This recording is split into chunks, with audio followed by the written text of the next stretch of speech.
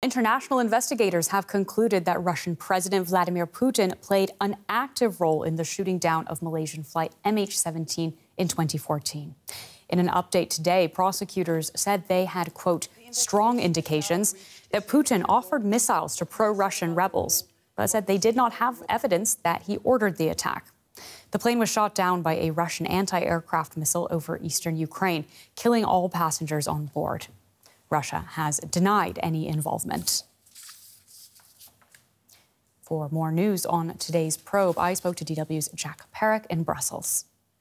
Well, they tell us essentially that there is a strong indication, was the quote, that Vladimir Putin was personally aware and responsible and made the decision to send the Buk-Telar missiles that went to the People's Donetsk Republic separatists that inevitably ended up shooting down the MH17 plane that was flying from Amsterdam to Kuala Lumpur. Obviously, it sadly never made it there. They say that essentially due to phone recordings that there are very strong indications that it was Vladimir Putin himself, that in fact, according to the intercepted phone recordings, that actually the delivery of those weapon systems was delayed because Vladimir Putin was in France with Western leaders for a commemoration of the D-Day of the Second World War, and that actually they delayed the sending of the weapons until after he had returned to Moscow after that. Now, the investigation here ends. It's been suspended after this.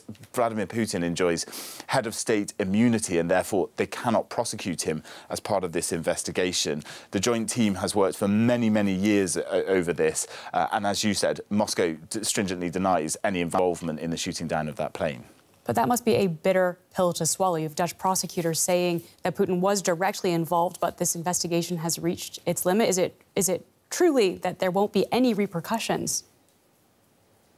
That is exactly almost the wording of what the Dutch Prime Minister, Mark Rutte, said. He called this a bitter disappointment for the family of the loved ones who were killed in this in the shooting down of MH17. 196 of the 298 people were Dutch citizens. He said that the investigations will resume if there are new developments, but at the moment he understood that they needed to stop without any new information or new evidence. He did say that his government will not stop to try and establish justice over this. 3 people were convicted of the crimes of shooting down the plane in absentia last year, but this is kind of the end of the investigation now.